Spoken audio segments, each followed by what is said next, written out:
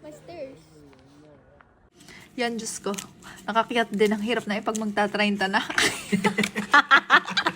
Kidding aside, total day off naman ng daddy. Naisipan naming lumabas para makapag-muni-muni. Tsaka gusto ni Kuya PJ lumabas at hindi na daw nakakalabas ang family. Kala mo naman lagi kaming wala sa bahay. Pero bago mangyari to, kumain muna kami. Total, di na rin naman kami makaipon. Di gastusin na lang namin. Mindset ba? Mindset. Since nagsimula na rin si Babing kumain, pa-experience na rin natin sa kanyang kumain sa labas. At kung makikita nyo nga, sarap na sarap siya. Kasi nagpapa-order ng avocado. Hindi niya alam, dala namin yun.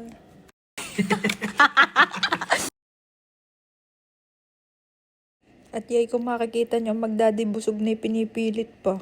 Abay, sayang ang bayad. At maikwento ko si Rain ay nagpapabili ng iPad. Ayan, sa Gadli, laro-laro muna ng plastic at hindi pa nakakapunta ng mall. Dine na tayo sa aming pinuntahan.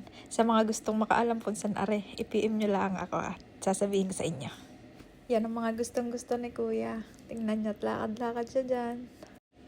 Tuwan-tuwa naman ang daddy din at nakalabas. Naka-day off naman. Hindi si Rain yan tuwan-tuwa.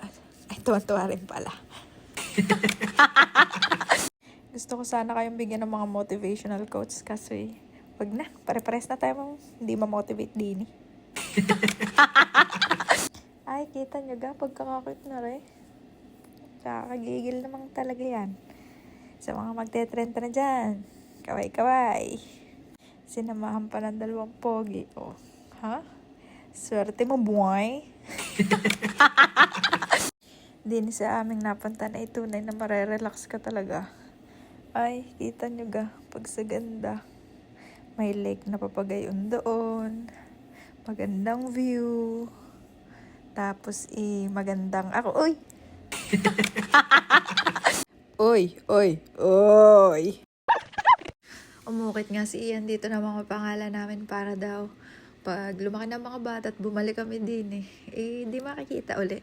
Depende kung hindi tatanggalin ng kahoy.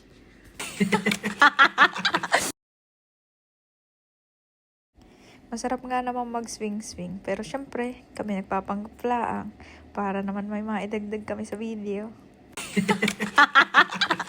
Pero sa tunay, nag-enjoy naman nga kami. Nag-enjoy si Kuya.